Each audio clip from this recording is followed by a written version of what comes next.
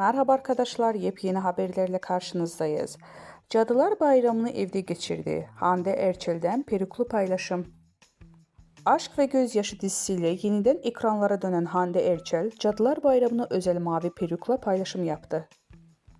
Eylül ayının başında iş insanı Hakan Sabancı ile 3 yıllık ilişkilerine nokta koyan Hande Erçel, ayrılığın ardından tüm enerjisini kariyerine yöneltti. Son dönemde hem dizide hem de uluslararası işbirliğinde adından söz ettiren Hande Erçel, bu kez evinde yaptığı renkli paylaşımla gündeme geldi. İşte o görüntüleri sizlere sunuyoruz.